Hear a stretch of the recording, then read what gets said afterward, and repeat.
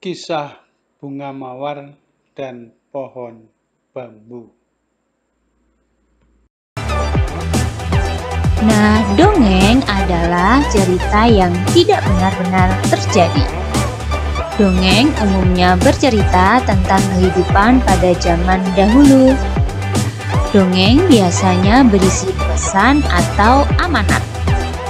Dan dalam dongeng biasanya tokohnya ada manusia, hewan, atau tumbuhan. Dan dongeng sendiri itu memiliki alur cerita yang sederhana. Setiap dongeng itu memiliki pesan moral. Pesan moral tersebut tersirat dalam cerita yang disampaikan oleh penulis. Nah, untuk mengetahui pesan moral tersebut, kita harus membaca dongeng dengan berulang-ulang. Dan pesan moral dari sebuah dongeng itu biasanya memiliki ciri-ciri, yaitu pesan moral itu selalu baik dan bisa dilihat di akhir cerita. Pesan moral bisa juga dilihat dari sifat tokoh utama. Unsur-unsur dalam dongeng. Yang pertama adalah tokoh. Tokoh adalah para pelaku yang ada di dalam dongeng. Yang kedua, latar. Apa itu latar? Latar adalah tempat, waktu, atau suasana dalam dongeng.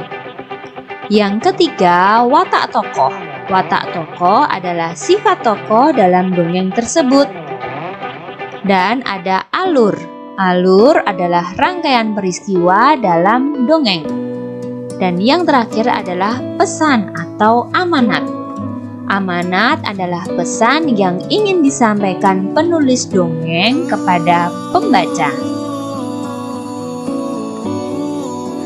Karakter tokoh dalam dongeng itu dibagi menjadi 3. Yang pertama, protagonis. Protagonis adalah tokoh yang berwatak baik. Yang kedua, antagonis, yaitu tokoh yang berwatak jahat atau buruk.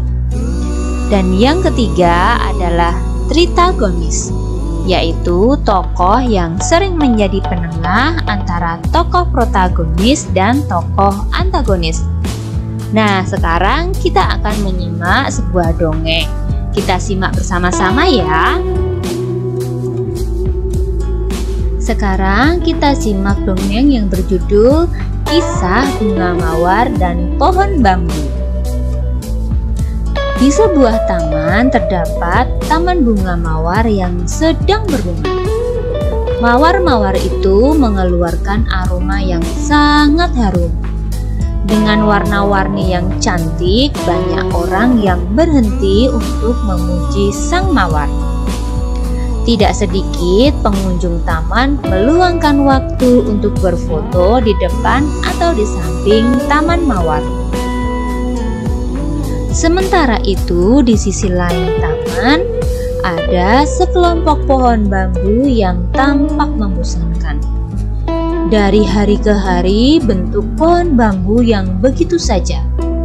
Tidak ada bunga yang mekar atau aroma wangi yang disukai banyak orang. Tidak ada orang yang memuji pohon bambu. Tidak ada orang yang mau berfoto di samping pohon bambu.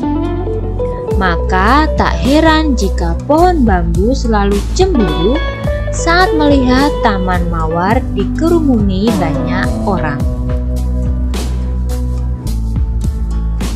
"Hai bunga mawar," ujar sang bambu pada suatu hari. "Tahukah kau, aku selalu ingin sepertimu. Berbunga dengan indah, memiliki aroma yang harum, selalu dipuji cantik, dan menjadi saksi cinta manusia yang indah." Mawar yang mendengar hal itu tersenyum. "Terima kasih atas pujian dan kejujuranmu, bambu," ujarnya. "Tapi tahukah kau, aku sebenarnya iri denganmu." "Aneh sekali, mengapa kau iri denganku?" "Tentu saja aku iri denganmu. Coba lihat, kau punya batang yang sangat kuat. Saat badai datang, kau tetap bertahan, tidak goyah sedikit pun. Sedangkan aku dan teman-temanku, kami sangat rapuh. Kena angin sedikit saja, kelopak kami akan lepas. Hidup kami sangat singkat. Tambah sang mawar dengan nada sedih. Tapi mawar, kamu selalu dicari orang. Kamu selalu menjadi hiasan rumah atau menjadi hiasan rambut para gadis. Kamu benar, bambu. Aku sering dipakai sebagai hiasan dan dicari orang. Tapi tahukah kamu, aku akan layu beberapa hari kemudian. Kamu tahu, manusia sering menggunakan dirimu sebagai alat untuk mengalirkan air. Dengan air yang mengalir pada tubuhmu, kamu menghidupkan banyak tanaman.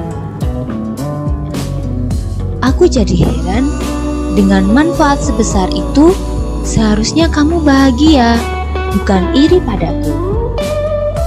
Bambu mengangguk. Dia baru sadar bahwa selama ini dia telah bermanfaat untuk tanaman lain.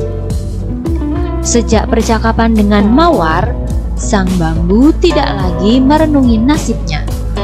Dia senang mengetahui kekuatan dan manfaat yang bisa diberikan untuk makhluk lain.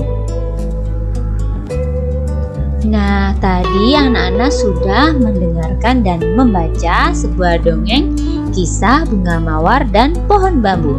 Sekarang kita lihat unsur-unsur dalam dongeng tersebut ya. Yang pertama adalah tokoh. Tokohnya adalah bunga mawar dan pohon bambu. Kemudian latar.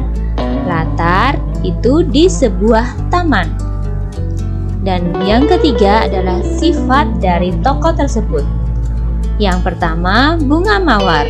Bunga mawar itu mempunyai sifat tidak sombong dengan keindahan yang dimilikinya. Dan pohon bambu memiliki sifat kurang percaya diri dengan apa yang dimilikinya.